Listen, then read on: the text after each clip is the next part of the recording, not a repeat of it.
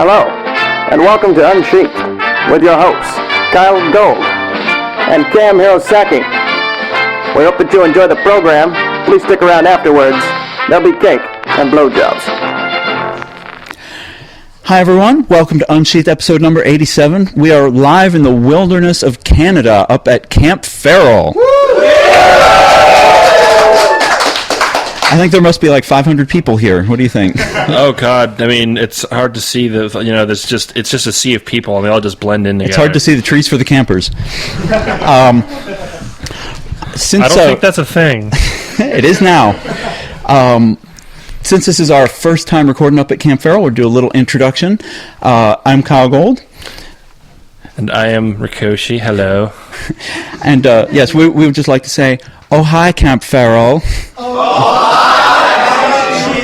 How's your sex life? We are... No, it's bullshit. Don't even ask. Let's go outside. We're a podcast. We talk about writing, mostly. And since Rikoshi and I have both been known to pen the occasional adult story, our topics sometimes stray into the adult area of writing. But mostly we talk about storytelling and... We're not a very sexy podcast. Everything. No, not really. No. Except sometimes. But this is not one of those times. No. So, who out there has heard our podcast before? Oh, wow. That's cool. About half. You beat out Rocky Mountain Furka. Yes. We had a lot of first-timers there. We de-virginized people. What was I just saying about not having a sexy podcast? Oh, wow. Oh, me. Oh, you. But we are delighted to be here. It is my second time at Camp Farrell. It is Rikoshi's first. Yes, it's my first time in the fabled Canadas. And I think we can say with safety that it will not be the last. Oh, no. This has been amazing. Wait, did we even mention why I'm here yet? No, we didn't. No, yeah, but, they asked me to come here as one of their guests of honor, so yay. I was like one day just out of the blue, I got like this email from like Potoroo, like, hey, do you want to come and be guest of honor? And I was just like, I think my first line in my email response was, wait, seriously? But, yeah. I think when you told me, I said something like, it's about time. Well, thank you. It's cool. But no, yeah, like Farrell and Farrell staff and just everything and everyone this week so far has been amazing. This has been just, it has consistently blown my mind at like how positive an experience this all is. I have not had a dull minute since I got here, and which suits you perfectly. Well, I was gonna say, except for like parts of Plan 9 from Outer Space into the Room, which were pretty dull, but like on purpose. Yes, if by the way, for those listening later on, if there are in-jokes in this podcast that you do not get, go and watch The Room and then listen again, because then you will get pretty much everything. Speaking of dull moments, I just want to say that like the sex scenes in The Room are the most boring, unsexy sex scenes I've ever seen. Like, yeah, that was an offense against adult entertainment. We also have the other guest of honor this year at Camp Farrell, BlackTeagan.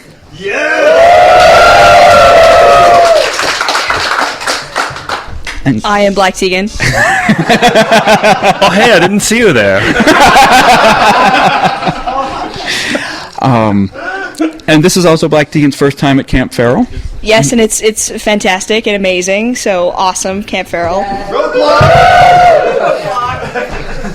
And the last person we have up here with us is the chair of Camp Farrell, the Rugoyle Potoroo. Or I'm sorry, is it Potoroo? It's so many different things. You can't.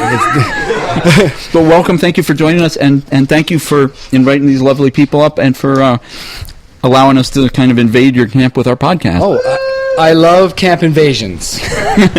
Today it was spiders. And was it? Ask yes. March and Zabu about it. The first day it was moose, apparently. Yeah. So I guess we're scaling down. It'll be like ants soon. Uh-oh. And Potoroo is the guy who, along with all of the Camp Farrell staff, makes this happen. So, big Yay. cheers.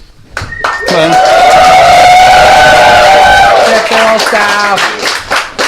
If you can't see this because we're a podcast, but beer was just handed to everybody as that was happening. So And can yes. And can you tell us a little bit about the beer? yes, this beer is brewed by my dad, Papa Goyle, who is in the audience right now. He makes the beer for Farrell to get people crunk. Yeah, it is very good beer. I had it for the first time last night. I had my official Farrell Stein, and I went up and I gave it to Neo. I'm like, yeah, give me some beer, and he just filled this thing to the top, and I'm like, I'm not going to drink that much beer, and then I went through 4 of them. Yeah, Farrell this year for sponsors and guests of honor have these lovely dark blue steins with the Farrell logo on them, which hold a surprising amount of liquid, and in at least one case are cursed to splash nearby people. They're dangerous, at least mine is, so stay away. So our idea is we're going to talk to BlackTeagan for a little bit. We're going to talk to Potoroo for a little bit, and then we're going to open up to a couple questions from the audience. We're going to try to keep it short because the musicians circle is coming in after us. And I only mention that to make all the people who are listening to this podcast later at home who can't stay for the musician circle jealous. Yes. Because it is awesome. It was. I want to have a magician circle now. I know. That would be rad. I know, right? We Let's could do get both. decks down here, you know. So we'll start with BlackTeagan, who this year is part of a team that has a new book out, which is getting rave reviews all over the place. Well, it's technically a graphic novel. It is, So. but that is still a legitimate form of writing. Thank you for that. I feel validated. Excuse me. And That's what we do. it is the first book in the Nordgaard series called Across Thin Ice by Teagan and Kenket. And would tell us a little bit about it.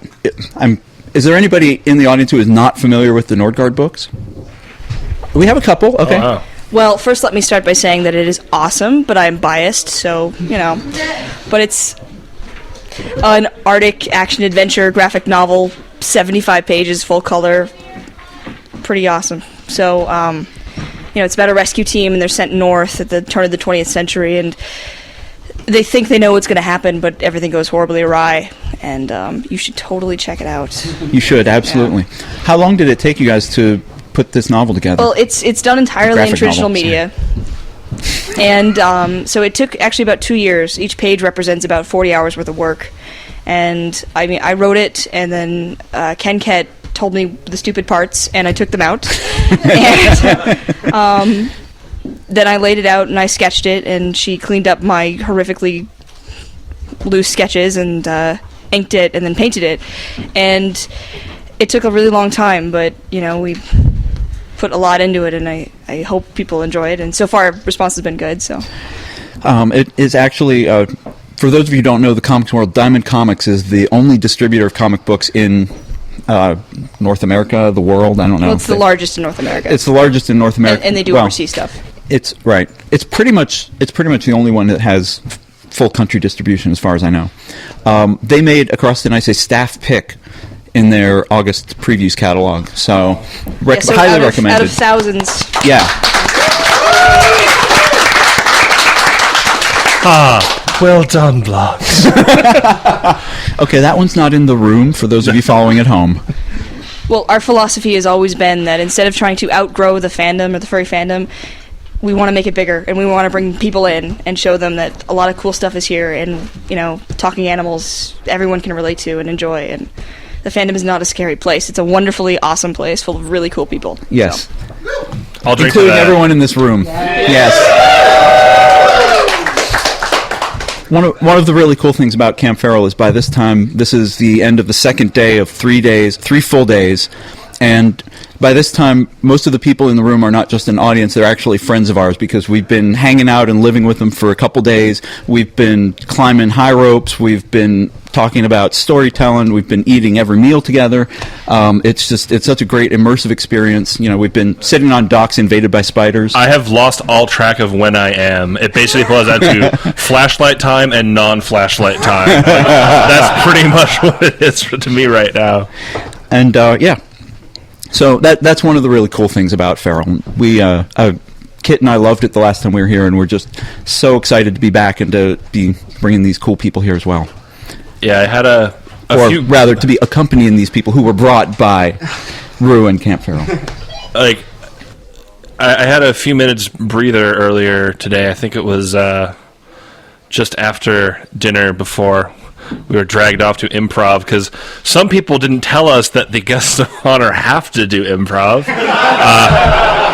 That was a surprise, but I was just in my cabin for a few minutes, and I was just like, okay, I can like just sit here. And I thought, I'm just like thinking about this. I'm just like, I don't think I've ever been to like any like convention or furry gathering where like the entire time I've just been like cranked up, like having fun, like without being like, you know, too tired or too cranky or too stressed out. I'm like, this is amazing, and like I just like it blows my mind like over and over again. So, you know, I really need to hand it to the people who put this thing on. And yes, so it's the fresh air. It's Canada. Canada is magic. I've been telling everyone all week that Canada's magical because it's like my first time here. You should tell them why Canada is quite magical. Okay. Oh yeah. So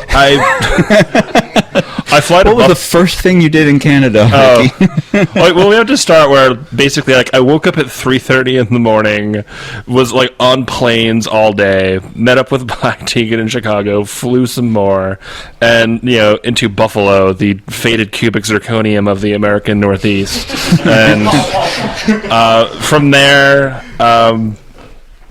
Kit and Kyle picked us up and drove us into Canada, and then like as soon as I get to Canada, it's just like, bam, epic 5-course meal, here's some drinks, we're gonna take you to a casino. I walk into a casino and come out $130 richer, and it's just like, we should point out that the 5-course meal and the casino were courtesy of Feral staffer Grex and his partner Michael, who are amazing hosts and wonderful people, and they have a gorgeous house. Oh my god.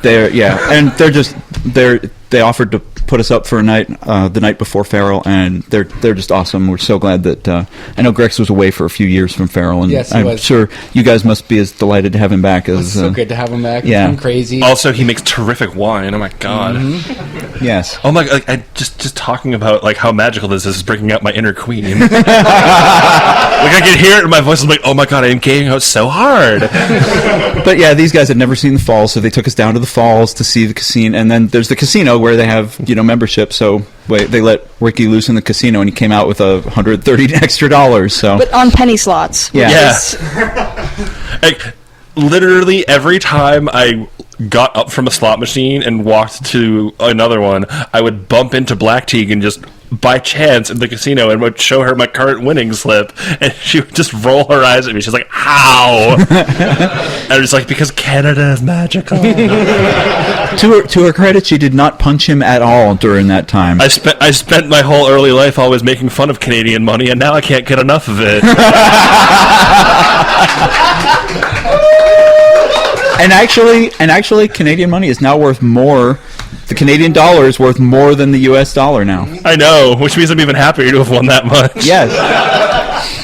Well, speaking of the people who put Feral on, Potoroo is the chair, and so maybe you could tell us a little bit about like how Feral came to be, and then you have some of your own creative endeavors that we'd like to talk to you about too. Sure.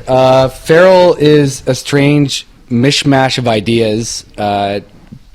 If I remember the story correctly, and I'll probably be beaten later, there were... Oh, I'm getting pointed at already. There were 3 ideas that sort of came up around the same time the first AAC came together. It was 1997, and people came back from... it was in Albany, back to Toronto, and had these ideas. One wanted to hold a Toronto furry event, just a furry meet. Another one was a bit more creative and thought, let's have a furry university where there are workshops and furries come and learn things. And then the third one said, let's have a summer camp! So they all bounced around each other a little bit, and I guess they banged into each other enough that they mushed. So we ended up with this collection, and that's why you have this Toronto-based... in the north, not the north, southern Ontario, Toronto-based summer camp that has lots of workshops, and it started in 1998, and it started right here in Camp Erewhon, 1998, and it's been going strong for 14 years. It's actually the 4th oldest furry convention ever. at this point. So. What? We got furries out of the basement into the woods, and they kept coming back for 14 years. So, so it's cool. Fresh air. Yeah. All right, nature. But it's not just nature, because Farrell also has a real strong commitment to the creative arts. And you told me a couple years ago that you guys wanted to do things like writing workshops. You have leatherworking workshops, ears and tails. When you had musicians here, you had Colson here last year. He's well known on the podcast, and he did some songwriting workshops. Or yeah, he did a songwriting workshop.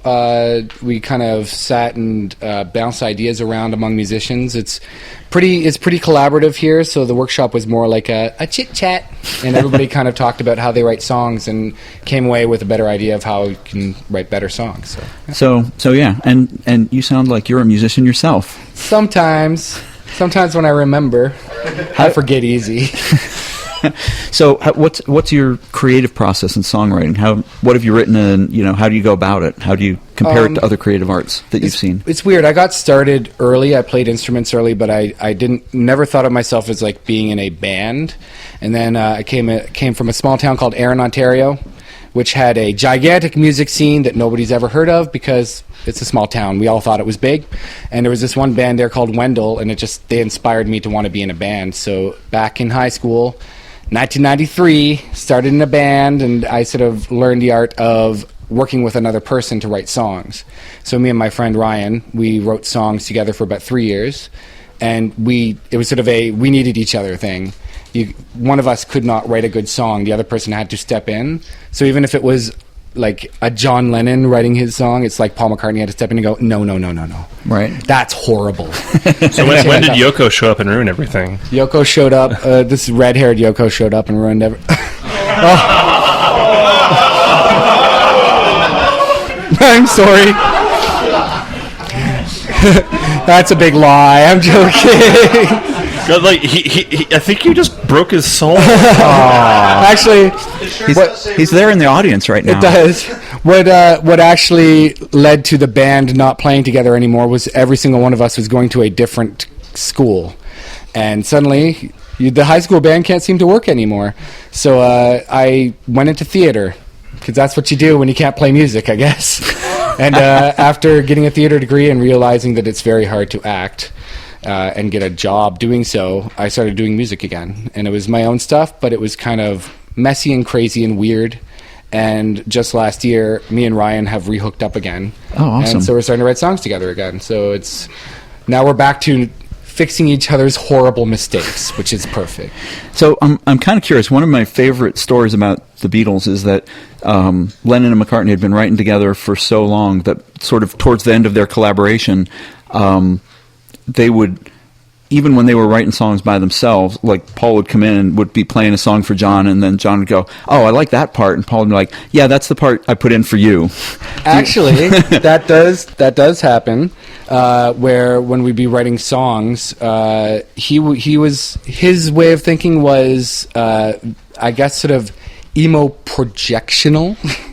I made up a word. Emo projectional. Very nice. He would say, if he had a girl problem, he would say, creativity on the podcast. Do you like it? Yeah. Cool. No, we are totally in favor of making up new words on the podcast. Emo projectional. If he had a problem with a girlfriend, it was her fault. Mm-hmm. I was the opposite. So if there's something going wrong, maybe there was something I did that caused this to happen. So when he'd write a song that he knew I would be singing, he always reversed it so that he changed it from "it's all your fault" to "it's all my fault." So it sort of became this like opposite thing, and he always knew, because I would feel awkward if I went up and I'm like, "it's all your fault," I'd be like, "Oh, that feels weird." So that's very cool. Yeah, because I know I have a regular writing group I've talked about on the podcast before, and I know there's a couple of people who, when I'm writing stories, if it's a certain kind of story, I'll put in little parts and I'll be thinking about a certain person, and then they'll read the story and be like with Rikoshi, actually, like, "I really like that part." I'm like, "Yeah, I put that in for you." And Teagan's also part of a collaborative creative process. And you actually mentioned when you were talking about the Nordgaard comic that Ken would take out the parts that are stupid. And is there a lot of back and forth between the two of you? Definitely. I mean, when you go and you write something and you feel really like invested in it and you think it's the greatest thing ever, but you really need that extra set of eyes to tell you it's like, no, it's stupid. And, you get a stronger, more straightforward story that way anyway, so. Yeah. It's good. But. And Kit also tells me what parts of my stuff is stupid before they even get to anyone else. We all sound so dysfunctional. Yes. Well, and there's Your brains are stupid. Stupid. I think the lesson, if there is a lesson to be learned from all this, is there's kind of a sweet spot number of people that are really optimal for any kind of creative work. And you do get people who claim that because you're the artist and you have the primary idea, nobody else should interfere with that. But those are all people like Dave Sim, who I'm sorry to say is Canadian and is also probably clinically insane at this point. He just slowly went mad over writing his comic book, but he was very, adamant about nobody else should interfere with my story. And honestly, I think the story could have used a little interfering with later on. And maybe a little more than a little. Yeah. I mean, there's a whole entry on TV Tropes called Cerebus Syndrome, which is when your story just goes batshit crazy. It's like, how did this happen to what was going on before? Does it also mention what happens when your author goes batshit crazy? Oh, yeah, probably. Anyway, we won't spend time bashing him here in his home country. Do they deport us for that? I don't know. I don't think he's much of a national treasure. How many people have read Cerebus in the audience? 1, 2, 3. One looks angry. Wow. Okay, well, if just to let everybody know, if a Canadian artist hasn't made it big in the U.S., I don't think we cherish them yet, unless they're the Tragically Hip. Then we cherish them, but I have yet to figure out why. Huh. I didn't mean that. It was a joke. Scandal. Wow. I know. I'm fired. I will also say that this weekend is the first time in a couple years that I heard the name Bryan Adams. Wow. Can I say a quick little story? I've seen Bryan Adams in concert even. We're all about stories. Me and a friend were driving today, so quick. We were driving today, and have you ever heard like a mega mix when a DJ puts on one steady beat and just keeps mixing songs over that one beat, so it's droning and annoying and it's stupid, and they eventually just throw in songs that don't even make sense? There was like all these like modern dance songs going on with this droning drum beat, and then Summer of '69 started playing. But it was Summer of '69. Summer of '60. Boom, boom. It was so weird. So wow. Yeah. I think Bryan Adams. I think I had heard of a DJ doing that with Bob Seger songs to basically prove that they were all the same. So you couldn't tell where one ended and the other started. That's a good DJ. But anyway, I think we'd like to open it up now. If anyone in the audience has questions for any of the four of us, we have a microphone here. Do not be shy. Please step right up, introduce yourself into the mic, and ask us your question. Hi, I'm Isaac Coyote, and my question is... Isaac. Oh, hi, Isaac. Oh, hi, everyone. My question's actually going to be for BlackTeagan. All right. I'm ready. Let's do it. So, as a fellow hopeful graphic novel author, I was wondering what your writing process involved. I think the first thing, from the writing standpoint, that you should do is you should approach it like a script, like to a screenplay. And, if it's going to be a multi-book thing, have a general story arc first. I mean, that's any sort of series. But, so when I do it, personally, as I write sort of like a snippet of a scene or like a bit of a description, and then, I just work mostly on dialogue. Because, I have the benefit of that I'm laying it out and sketching it, that I sort of kind of can picture it. But I think if you were not going to be the artist, you would probably just want to include more description in your scene, or like if there's something specific, like you want the character to be reaching across the table at that moment, you'd include a line about that. But I do think a screenplay is just a good place to start the writing process. And when you are working with an artist after that, you could negotiate away. It's like, hey, what's easiest for you? How many, how much do you need to go by? That sort of thing. So. Anyone else? Come on up. Don't be shy. Please don't be shy. Please don't be shy. Please ask us questions. Yay! Hello, I'm Eleni from Scotland. Woo! Hi, Eleanor. My I question love your name, actually. Yeah. Thank you. Reference It's for the actually- win. Yes. It's actually kind of a take on a Welsh name by a guy called Lloyd Alexander that wrote books. But anyways, my question is to all four of you. What is your favourite part of Camp Feral so far? Oh. That's a good question. Do we want to start down there and end with you? Let's start with me. Oh, let's start with you. All right. Timber would like me to say Timber.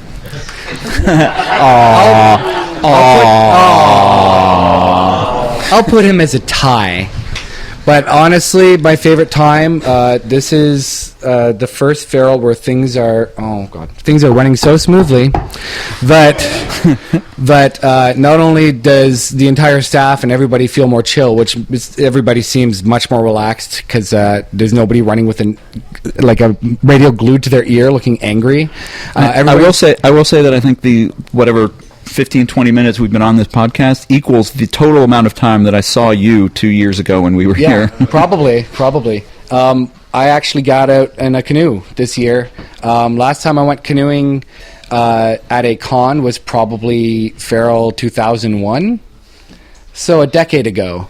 So I for the first time saw Erewhon from the water, which was really cool. It's spectacular. So, and when this is sort of like your, no, I wouldn't say your baby, but the thing that is your annual thing, and this is what you look forward to every year, seeing it from a completely different perspective was pretty crazy. So that was my favorite part so far.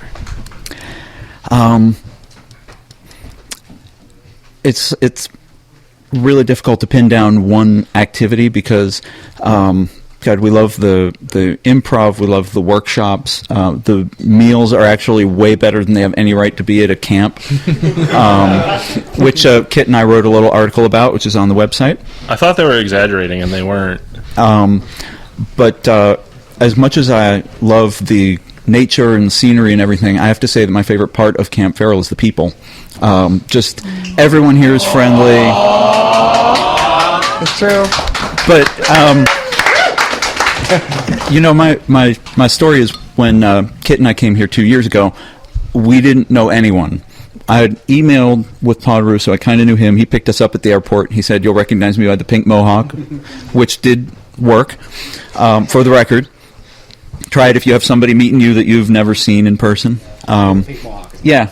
But just in the 3-hour bus ride on the way up, we met a bunch of people who were great, and you know, by the end of the weekend, we were hugging and, you know, saying, keeping in touch, and we've made several good friends that we've kept in touch with over the 2 years, and several friends that we were really delighted to see a couple days ago when we got back on the bus. And, you know, without the people, this would be just, you know, a really nice weekend in a really pretty spot, but it's really the people that make this special. No,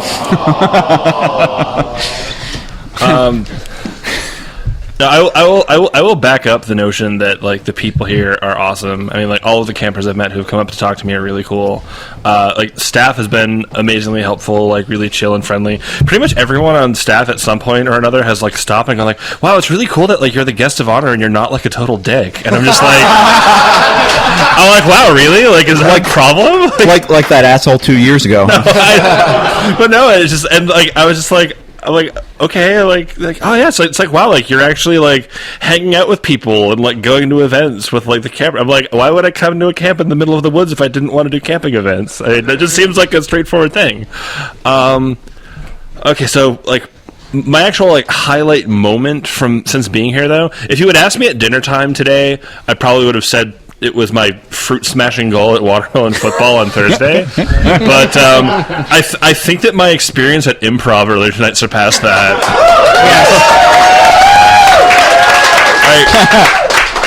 I had actually never done improv before, and I just, which is amazing. If to those of you who were there, do you believe that he had never done improv before? No. I just like, you know what, I was sitting there in the audience, like, in the audience earlier, like watching stuff. I'm like, okay, like, you know, just kind of go with the flow, let it all out, and make people laugh. And it's like, oh, I can do that.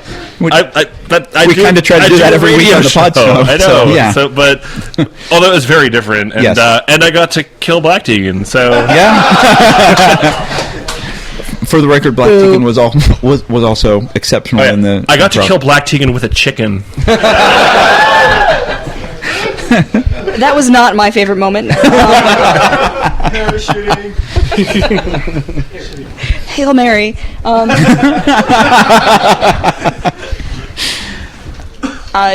Feral is a really hard con to qualify, or just to quantify for awesomeness, because it's really unique. It's amazingly unique. And everything is so much fun. I never had the chance to go to summer camp as a kid, but I can really see the appeal here, because you make a lot of amazing friends and you have a lot of fun, and every single moment of the day is packed. Like when you go to a normal con, at least for me as an artist and a dealer, I'm on my feet, I work 8 hours, sometimes 10 hours, and then I'm grouchy and I want to go to sleep and I don't want to talk to anybody ever again. But here it's awesome, and you get to talk with people, you get to hang out, and you get to run around and just do stupid stuff. And really, I love the frivolity of it, and that is my favorite thing. It's so much fun. So thank you, Feral. Oh, thank you. I think we have like a new quote. I love the frivolity of it. Yeah. It's going to be on the website next year. It'll be right underneath you, tearing me apart, Lisa.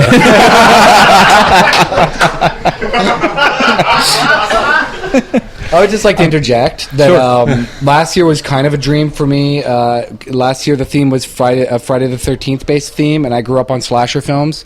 So the thought that like throwing furries into woods for a summer camp and naming the theme after a movie about people being killed in the woods at a summer camp and it working just blew my mind. And one of my other beautiful like big loves is B movies. So the fact that this B movie experience is working. I was so worried. I would sit down for Plan 9 last night, and like 2 minutes in, people would just go, I think I'm leaving. Is this what we're honoring? No. But people laughed, and people thought it was fun, and most people kind of get the idea of something so bad it's good. And I think it's the kind of thing that you can have a lot of fun honoring. So yeah. It's a great theme. A lot of convention themes kind of get they're great for like the publicity material, and as Teagan said, like Teagan, I spend a lot of my time in the dealer's room now, behind a table, and when you're there might be a few things in the art show that kind of relate to that theme, but by and large, it's a convention, it's a hotel con, and they all kind of blend together. But you guys have really embraced your themes, and tell a little more about how you're doing the B movie theme this year, because you have a couple things going on. Sure. Well, the first thing that we did was when we decided that B movies would be something fun to play with. It was a lot like writing a story. We had like this very basic idea, like B movies, but that's so broad. So we started breaking it down, and at the con last year, I realized that it was a lot like you were in a Friday the 13th movie, because there were people walking around with a little Jason card. They flash it at you. There's a chance you could die. So like, I thought, what if like we made next year's con a B movie, but it's a fake B movie? And what would happen if we like came up with a whole storyline that we then interjected into things? And so we just sat around for like basically a year, bouncing really silly ideas off each other and trying to mash together all the cliches of a B movie, until in the end we have basically what Feral is, a bunch of people running around thinking they're turning into animals. And that's the B movie that we made up for this whole con. So, fooled you. And you guys promoted it with a series of videos. Yeah, we made a series of videos. We came up in May to film them. As many of the staff as we could drag up came up here. Everybody took on really bizarre characters, many of which were way out of league with their actual personality. And we filmed like 4 short scenes and a few additional scenes. And Symbio, who is our staffer, he started in 2003. He's back again this year. In the interim, worked in film, so he was able to actually take it and make it something real. So I think we ended up with something so bad it was good. It's very cool, and it's the frivolity of it all too.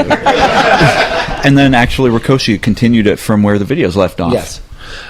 So I wrote a little short snippet that is online. It's on the campferal.org website, which it's basically like episode 5, like the video clips go to episode 4.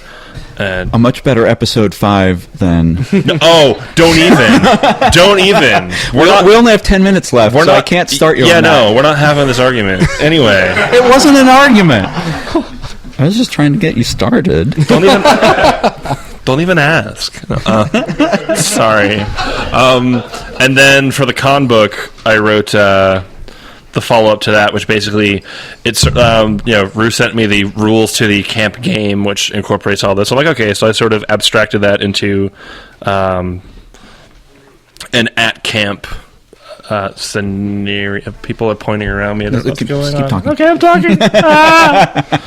And so you know by now not to pay attention. I'm making bizarre gestures during the podcast. Sure, but I don't know if anyone's read the comic book story without having seen the videos. I apologize because it probably makes no sense. It is wonderfully B-movie. Oh, that's good. Okay, somebody says it does. So it is wonderfully B-movie though.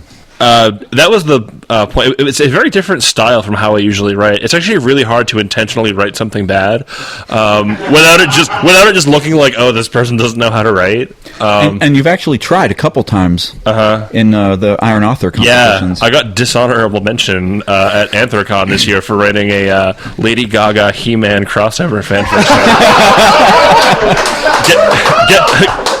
Co-starring Chester Ringtail. Hey, that's awesome.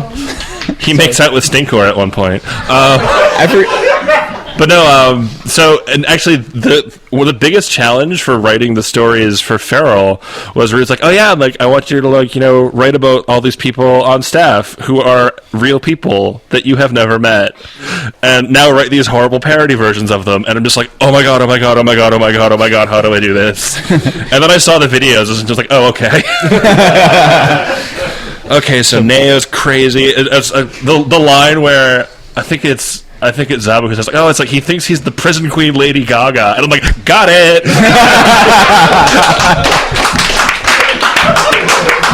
I was like, I could work with that. And actually, at my workshop yesterday, what I did was I did a beginning writing workshop, and for our writing exercise at the end, I had people write, like, B-movie scenes, and everyone's came out really funny. I was actually very impressed with how good they all were. I kept them all, and I was going to see if I could do something with them. Maybe, I'm not sure, but I have definitely taken to the theme, and yeah, please do. That'd be awesome. And there's also there's a camp-wide experience, which is part of the B-movie, and then you're also showing the B-movies at night for people to kind of get a feel for it. Exactly. So people who don't quite know what a B-movie is, which is really hard to define in the first place, and I won't get into it because it'll take forever, but it's in the con book. Yeah, it's in the con book. We'll give it to you guys to post if you want. But basically, it's we screen some B-movies, and we like to have games that are simple, so it almost feels like you're not playing them, but you're immersed in them until they kind of explode, which will happen tomorrow. But the idea is that people can have fun, but it's not interfering with the rest of their camp. Yeah. You can basically play the game and not play the game. So, right. Yeah. Very cool. I think we have time for one more audience question, and all right, let you introduce yourself. I'm Hiker. Hi, Hiker. I'd like to note quickly first that Hiker started off as a art workshop student when 99. Yes. Yeah, actually 98. I started the very first year of Feral. Yeah, so 98 he was a workshop student. And what year did you start being a instructor? I think I started doing basic drawing workshops the next year, and I was in way the hell over my head. I stopped working on con staff about 5 years into Feral. I've been back off and on for workshops since. Yeah, so he started as a student and ended up a teacher. Yeah. There you go. It's a good feeling. On the whole, it's a good feeling. But reining it back in to keep with the camp theme, my personal favorite B-movie of all time is Your Hunter from the Future with Reb Brown. You don't have to applaud for that. I want to know from each of you what your favorite B-movies are. Wow. Ooh. Wow. If I think you can technically was Cannibal the Musical low budget enough to qualify as a B movie? Oh yes. Okay, then I'm gonna go with that one. Cannibal Musical. Wow, it's really tough because I am obsessed with B movies, and I'm also obsessed with the concept. I would have said Evil Dead 2 growing up. But once I found out Evil Dead 2 was like almost like $4 million to make, I'm like, million? I'll never see $1 million. So I actually stepped back. There's a movie that Mystery Science Theater made fun of called Pod People. Oh my God, I was going to say that. Pod Trumpy. People is my favorite B movie. Trumpy, you can do stupid things. Yes. Yay! So Pod People, definitely. I was actually thinking, can I say that? Does that count as a B movie because it's so terrible? Yes. It's so terrible. It's beautiful. I also have a deep affection for the Evil Dead movies. But yeah, I have to say, and I've discovered Pod People through Mystery Science Theater, and I must have watched it like over a dozen times because it's just so funny. My favorite Mystery Science Theater, by the way, is The Final Sacrifice Oh my god. with Zap Rousdower. I'm gonna go classic, MST through K, and go with Manos in the Hands of Manos. Fate. Oh my god. It's like may your forehead grow like the mighty oak. I actually think that was harder to sit through than The Room, and that's saying something. Yeah. Dork? Go. And just as a side note for Rikoshi, The Final Sacrifice, Oh yeah? Canadian. Yeah, Southern Alberta. That movie has the bacony stick of Canada all over it. So I think with the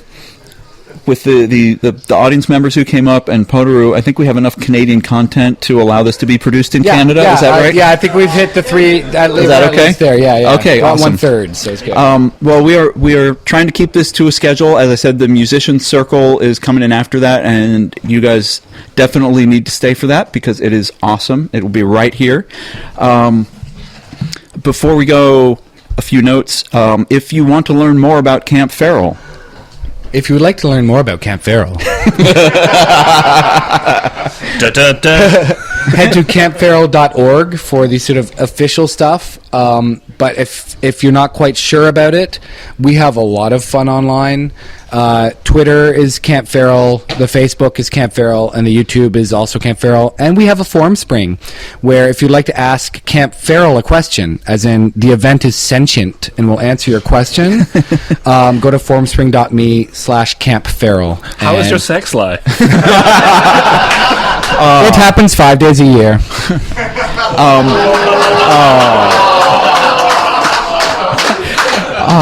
well done, Potoroo. Well done. Thank you. And what about your music specifically? Oh lordy! If you want my solo stuff, it's all on Bandcamp, so it ends with bandcamp.com. There's Rugoil for my solo stuff, and if you want to hear my high school band, it's Brillohead. That's BRILLOHEAD. Brillohead. Do you have any videos online? Videos are online on YouTube. This is like such a plug fest. That's it. The last 5 minutes. Yeah. That's what we do. YouTube.com/Potoroo, Potoroo, and you'll be able to find performances, live performances, and also see me singing in a tree. Please do not make fun of me. I used a no, you can laugh about the singing in a tree. Okay. I used a step to get up into the tree, which apparently has plagued me ever since. Next time I will actually climb the tree and sing, I promise. Okay. Thank you. BlackTeagan, if people want to discover your beautiful graphic novel, your totally legitimate storytelling form Again, graphic I novel. feel validated. Thank you. We wanted to get those validations in. It's important. Yeah. It is. It's Nordgard is the name of the series. You can find it at www.nordgard.com. Nord guard. Yes, NORDGUARD.com.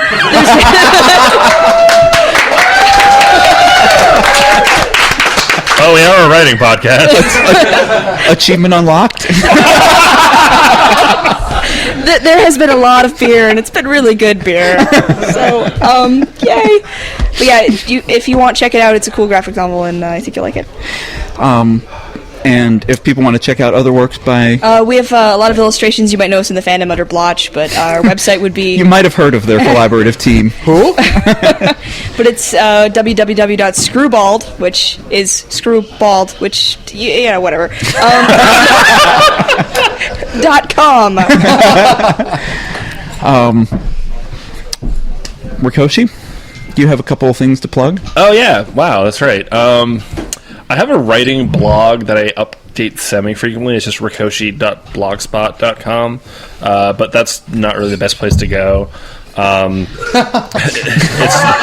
a plug. Well, good. Thanks for informing us of that. No. I mean, I don't update it nearly as frequently as I update other things. I have You're Rikoshi on FA? I am Rikoshi on Fur Affinity, and actually, according to the Feral Con book, I am a prolific Twitterer. So apparently, my Twitter is like the Haps. So I'm just at Rikoshi on Twitter. Wow, The Haps, he said it, man. Yeah. Wow.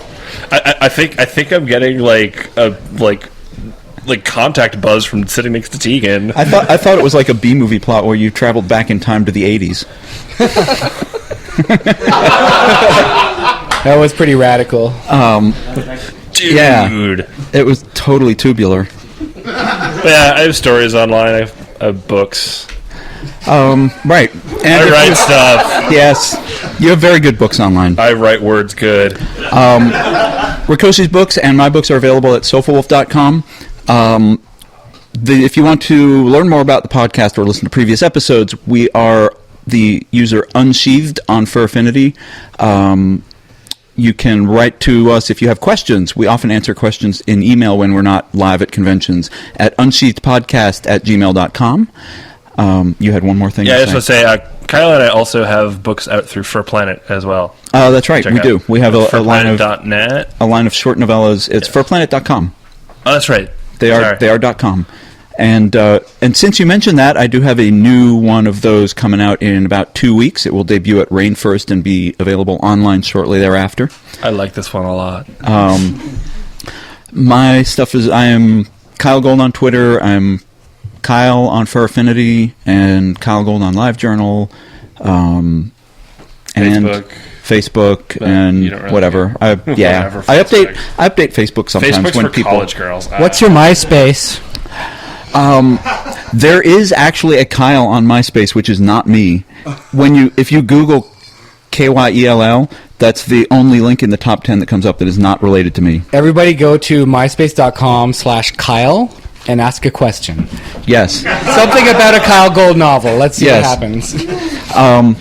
And lastly, we would just really like to thank all of you guys for coming up here. We know there's so much to do at Camp Feral. You could be out there drinking. You could be out partying. You could be, what else is going on now?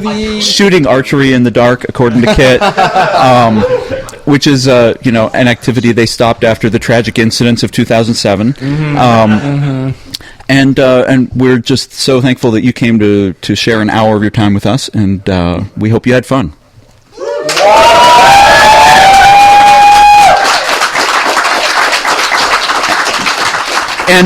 And one more thing, I would like a big hand for our producer, Wolf Kit.